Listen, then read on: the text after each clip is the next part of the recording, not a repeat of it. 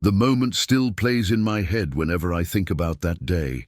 A packed reception hall, glasses raised, music fading into polite silence, and a microphone being passed from one hand to another. I remember noticing how everyone seemed ready for something they expected would be simple and clean. Whatever was about to happen, it was clear it wasn't meant to surprise anyone. Except me. Hi, I'm Daniel. This is my story. The wedding itself had gone exactly how my parents wanted. They'd paid for most of it, and that fact hovered over the entire day like an unspoken rule. From the seating arrangements to the guest list, every decision had been framed as generosity, but it came with quiet expectations. I was supposed to be grateful, agreeable, and above all, discreet.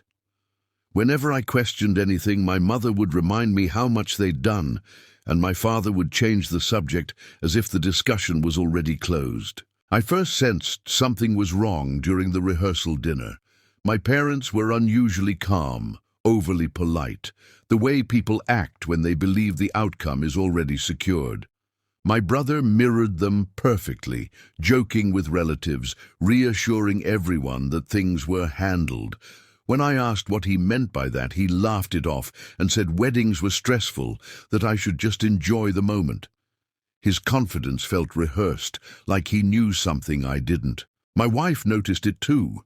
She didn't confront anyone, but later that night she asked why my parents kept speaking as if decisions were finalized without including us. I brushed it aside at the time, telling her it was just how they were, that money made them feel entitled to control. Saying it out loud made it sound smaller than it felt, and I wanted to believe it wouldn't matter once the day was over. By the morning of the wedding, the pressure had settled in. Small comments carried weight, pauses lingered longer than necessary, and every smile felt calculated. My father reminded me twice that his speech would be important, that it would set the tone for the family moving forward. My brother nodded along, as if this was all part of a plan I'd somehow missed. No one asked what I wanted. No one needed to. When the reception began and the microphone finally reached my father, the room quieted instantly. My mother watched from her seat, composed and satisfied. My brother leaned back, arms crossed, already relaxed.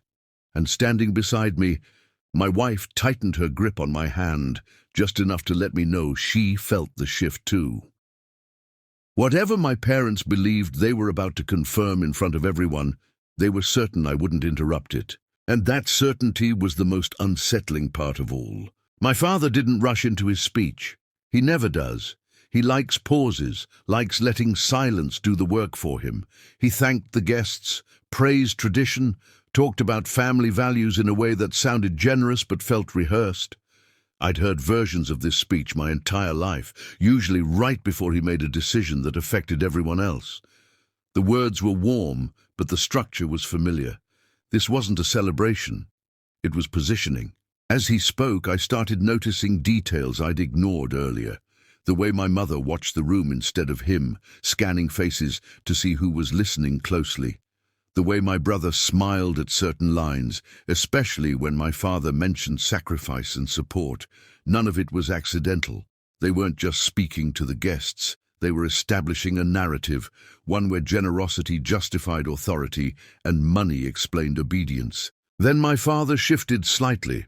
His tone changed just enough to register. He talked about how he'd helped both his sons in different ways, how fairness didn't always look equal, and how families sometimes had to make hard choices for the greater good. It was subtle, but I felt my stomach tighten. This wasn't just a toast. It was a reminder, a public one. I realized then that something had already been decided, not about the wedding, but about what came after. The house my parents owned, the business they were slowly handing over, the financial safety net they'd always used as leverage. It was all being framed in real time. My brother glanced at me once quickly, then looked away. That single look told me everything. He knew. He'd known for a while.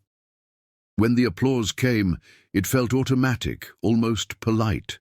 People smiled, lifted glasses, leaned toward each other to whisper compliments. From the outside, it looked like a perfect family moment. From where I stood, it felt like a quiet warning delivered in front of witnesses.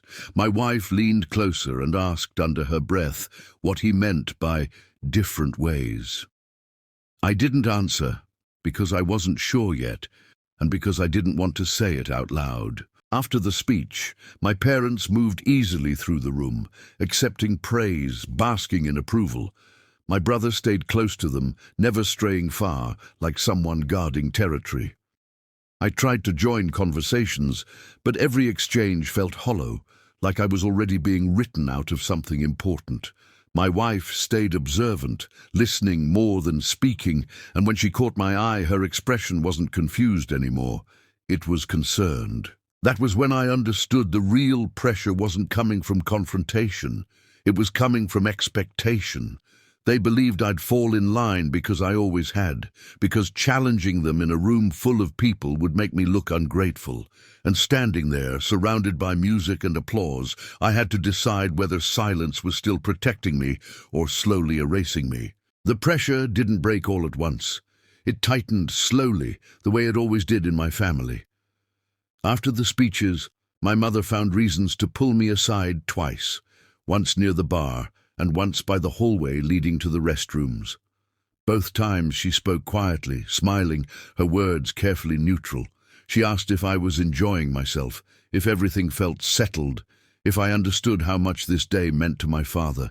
None of it was phrased as a question that allowed an honest answer. My brother joined us the second time, slipping into the conversation like he belonged there, like he hadn't just been part of a public display that put me in my place. He told me Dad had been stressed for weeks, that the speech was his way of showing support. He said it would be good if I didn't read too much into it. The way he said it made it clear he'd already decided what the correct interpretation was supposed to be. That was when the unequal treatment stopped being abstract. My brother mentioned, almost casually, that our parents had finalized paperwork earlier that month. He didn't specify what kind, only that it was necessary and forward-thinking. He spoke as if I'd been in the room when it happened, as if my absence had been my own choice. When I asked why I hadn't been told, he shrugged and said Dad didn't want to burden me before the wedding. I felt something shift in my chest then, not anger exactly, but a sharp clarity. This wasn't about timing or protection. It was about control. Decisions were being made, justified afterward, and presented as fate's accomplice. My role was to accept them graciously and move on. Anything else would disrupt the image they were carefully maintaining. My wife watched this exchange quietly. She didn't interrupt, didn't challenge anyone directly. Later, when we finally had a moment alone near the edge of the reception hall, she asked me a single question: whether I'd agreed to any of this. When I said no, she didn't push. She just said it felt like everyone else had already assumed I had. That assumption followed us through the rest of the night. My father avoided extended conversation with me, offering nods instead of engagement. My mother stayed warm but distant, as if closeness might invite questions she didn't want to answer. My brother, on the other hand, seemed relaxed, confident in a way he hadn't been before. He moved like someone who knew where he stood. One person didn't move much at all. My aunt, my mother's older sister, sat near the back for most of the evening, watching rather than participating. She'd barely spoken to me all night, but every time our eyes met, she held my gaze a second longer than necessary. There was something deliberate in it, something that suggested she was tracking more than just the celebration. By the time the reception started to wind down, the choice in front of me felt heavier than it had earlier. I could let this pass, preserve the surface harmony, and deal with whatever had been decided later, quietly. Or I could start asking questions now, knowing it would crack the image my parents had worked so hard to project. Standing there, listening to the last song fade out, I realized that whichever path I chose, nothing would go back to the way it was. I didn't confront anyone that night. The timing was wrong, and more importantly, I needed to be sure of what I was walking into. My family had always been better at rewriting events after the fact than dealing with them in the moment. If I spoke too soon, everything would be reframed as emotion, stress, or misunderstanding. I'd seen that play out before. What I did notice, though, was how quickly the narrative started forming without me.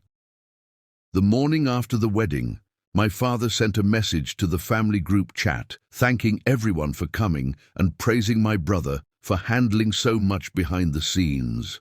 My name appeared only once, attached to a generic comment about how proud he was of the family as a whole. It was subtle, but consistent with everything else. Credit flowed in one direction. Silence covered the rest. My wife noticed it before I did. She asked why my parents kept referring to arrangements and decisions in ways that assumed agreement. When I told her I hadn't agreed to anything, she said that was exactly the problem. From the outside, it looked like I'd already consented. The story had been written, I just hadn't been given a copy. A few days later, my aunt called. She didn't ask about the honeymoon or how married life felt. She asked whether my parents had talked to me about the restructuring. That was the word she used, careful and precise. When I said no, she paused, long enough for me to hear her exhale. She told me she'd suspected as much. She didn't explain further, only said we should talk in person when things were calmer.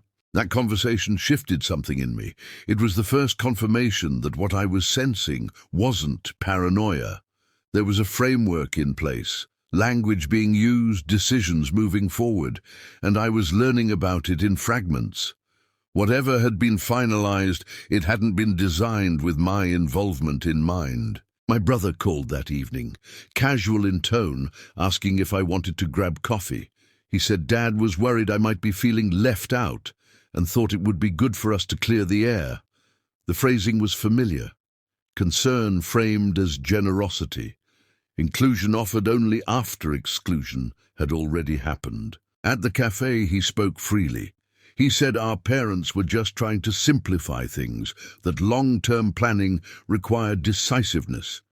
He mentioned numbers without details, future scenarios without specifics. When I asked directly whether anything had been signed, he smiled and said it was better if I talked to Dad about that. The smile didn't reach his eyes. As we stood to leave, he added one more thing, almost as an afterthought. He said Dad expected everyone to be on the same page by the end of the month, that there wouldn't be room for uncertainty much longer. It wasn't a threat exactly, but it wasn't reassurance either. That night, lying awake beside my wife, I understood what the real pressure was. It wasn't about money or paperwork or even control. It was about timing. They were counting on me staying quiet long enough for everything to become irreversible. And for the first time, I started thinking seriously about what would happen if I didn't. By the time the end of the month arrived, the silence had become deliberate. My parents stopped asking how I was doing and started asking when I would be free to talk.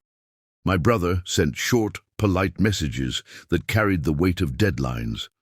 Even the language changed. Nothing was optional anymore. Everything was framed as something already in motion, something that only needed my acknowledgement to look complete. What they didn't know was that my aunt hadn't just called to warn me.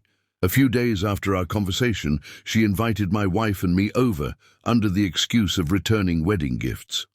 While we sat at her kitchen table, she told me exactly what restructuring meant. My parents had shifted assets, reassigned authority, and signed documents that gave my brother control over future decisions, all justified as efficiency. My name appeared in the paperwork only as someone who had been consulted. That word did a lot of work. It made my absence look like consent. She slid copies across the table. Nothing dramatic, no speeches, just paper, dates, signatures, and assumptions. She said she hadn't agreed with how it was handled, but she'd stayed quiet because she believed I deserved to decide how to respond. That was the moment I understood the leverage hadn't disappeared. It had simply been hidden behind politeness. The confrontation didn't happen in private. It couldn't. My parents had chosen a public framework, and I stayed within it. At the next family gathering, when my father began outlining plans as if everyone was aligned, I interrupted him calmly and asked which version of the agreement he was referring to, the one that required my approval or the one signed without it. The room froze. My brother tried to redirect. My mother said we could discuss it later. I didn't raise my voice. I didn't accuse. I only asked them to explain clearly in front of everyone. They couldn't. What followed wasn't an explosion. It was worse for them. It was exposure without drama, questions from relatives, awkward pauses, a sudden need for clarification where certainty had lived. My parents didn't lose everything that day, but they lost control of the story, and once that happened, nothing went back to the way it was. The immediate danger passed. No one threatened me. No ultimatums were made, but the relationships shifted permanently. My brother stopped calling. My parents became careful in a way they never had been before. My wife and I built our future without assuming family support would ever be neutral again. There was no apology, no reconciliation speech, just a quiet understanding that the version of the family I'd grown up believing in no longer existed. And maybe it never had.